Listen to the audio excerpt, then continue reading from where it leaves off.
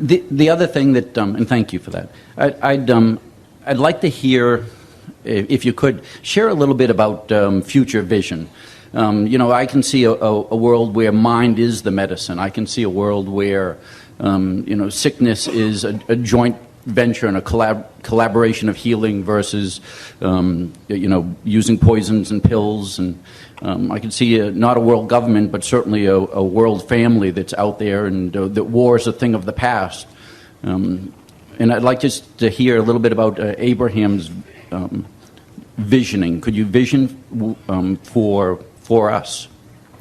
Well, we can tell you some of all of those things too, because we can see clearly into your vortex and into your collective vortex. In other words, we know clearly what you have created. But the reason that we hesitate to jump too hard into that is because sometimes people use that future promise as a condition to line themselves up now. And then that condition of that future promise gives you a distorted understanding of what your real work is. And so we've been talking a lot about never mind how you got here, because you're here. So just revel in the fact that you're here.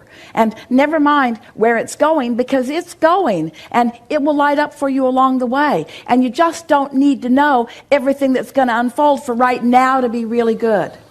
You see? So I guess more defined to that is war part of peace? But is it part of form? Is it part of the contrast that we're here for? Is, 100 years from now, a whale's going to be... What it is, it's an exaggerated wobble. In other words, it's a wobble that's gone not tended to. It's the inevitable byproduct of split energy that hasn't been considered, because instead of getting to the heart, instead of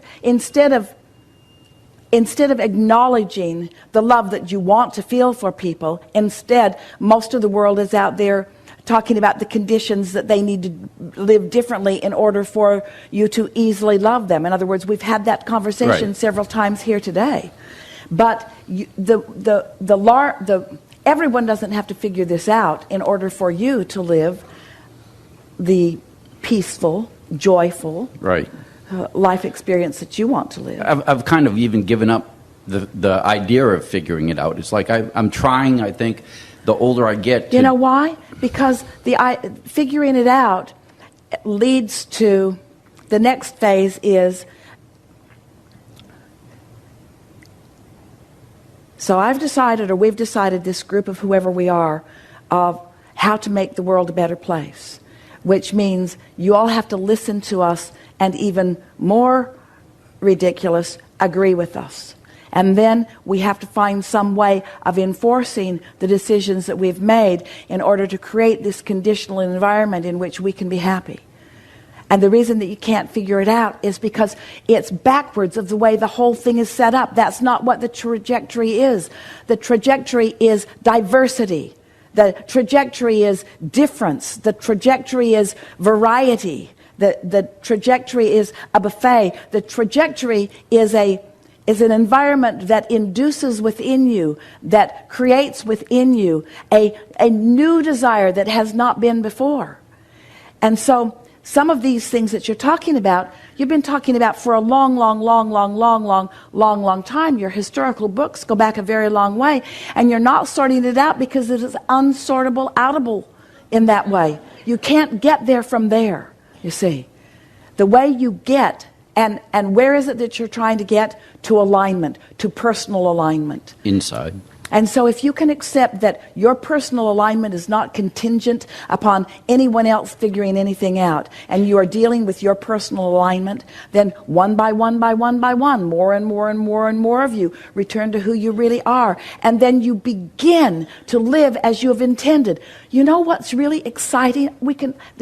These words, we are so eager to express to you in a way that you will hear them, and in an atmosphere in which you can hear them, and that's here, and that's now.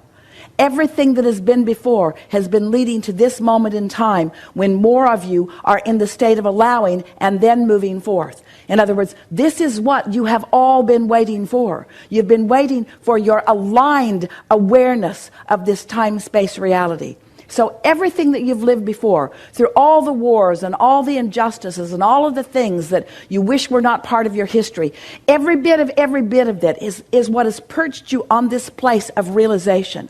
So not only is your planet not on its way out, this is the beginning of everything that you have intended it to be.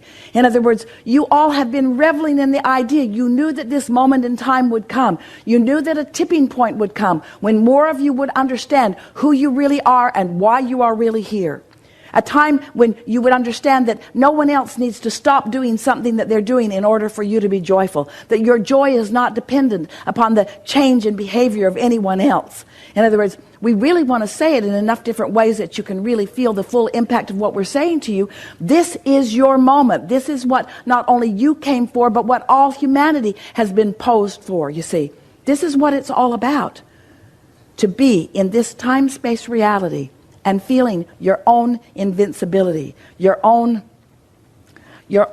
potential, your own right place, right time, your own, this is the reason that I'm alive, your own, I'm loving this furthest, most expanded part of my beingness.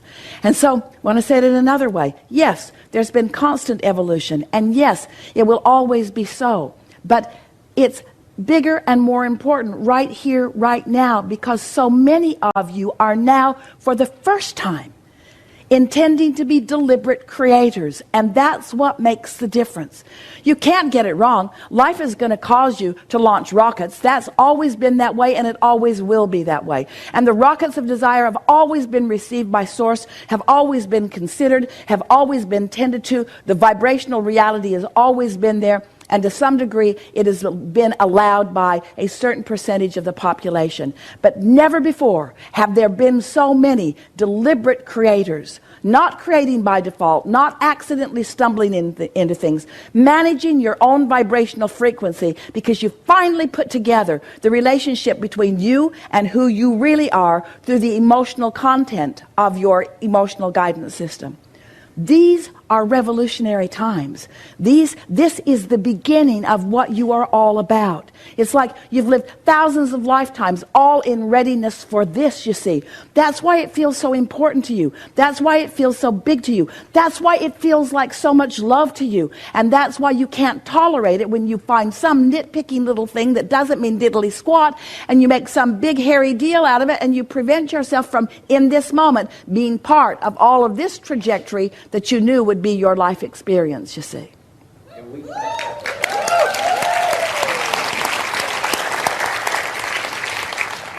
We kind of go through our day thinking only blessings and honor the process, and it's already done, and that's kind of everything else is by the wayside. We like that. It's already done, and isn't it going to be fun when I realize it in its full manifested form?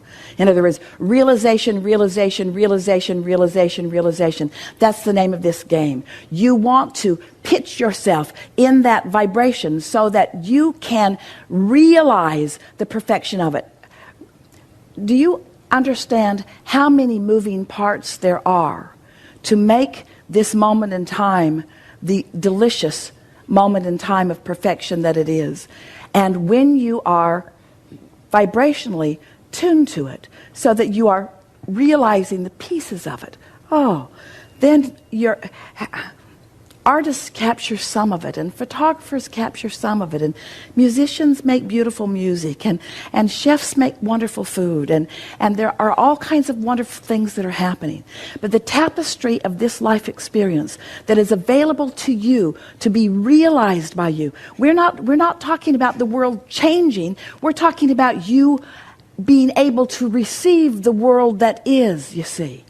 That's why we call this the art of allowing. The art of allowing all that you have all created through all that you've ever lived. Now, here and now, you see. So often, you come to these gatherings and you think that what we're talking about is creation of what's coming. We're talking about the vortex that's already been created in your realization of it now. Turning those thoughts to things. Turning the thoughts that you thought lifetimes ago to things now in this experience. Turning the thoughts you had about the love of all humanity to things in this physical time-space reality.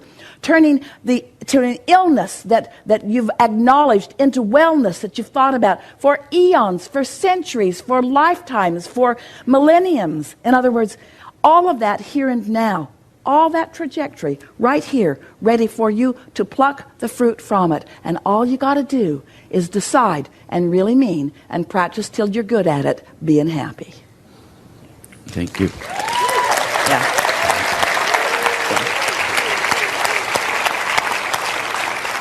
And each one of you, we love so much what our friend said before, that he's been paying attention, but now suddenly he's realizing the things that he'd been hearing before, now they're meaningful to him in a whole new way. That's what realization is. Realization. You allowing, the interpretation through your mental process of the thoughts that Source is thinking. Imagine. Source, who's been in on this for a very long time.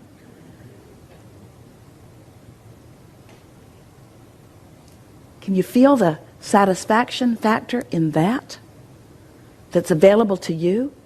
That Source will generate such satisfaction that if you're in the right frequency, you will translate it through your solar plexus?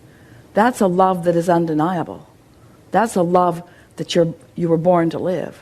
That's what you signed on for in this life experience. You said, I want to be in on that. Yeah. I visit hospice and I visit the hospitals, and when I go there, I don't pray for them. I don't pray for anything. I just my goal is when I get there, I don't really care what their illness is either. It's just I want to. My contention, my belief is that they're there for my healing. And my purpose there is to feel joy while I'm there, and that's the highest thing that I can do. Is that a correct understanding? It is. To be at peace? It is. And that's the end of it. I try not to even use words, and I'll have them talk about their best experiences, and then I'll talk about mine. And that's the process. Is there something that I can do more? Revel in your knowledge about what non-physical is about. Express your understanding that we are all eternal beings. Feel eagerness for the adventure that they are embarking upon. Practice it before you get there so that there's no question from them that you really mean what you're saying. And then just sit with that grin on your face in anticipation of the adventure that they are upon. Good. And I've got a lot of stories from the other side, so Yeah. it's and sometimes we even try to make connections right there on the spot. Good. Really good. Really good. Thank you.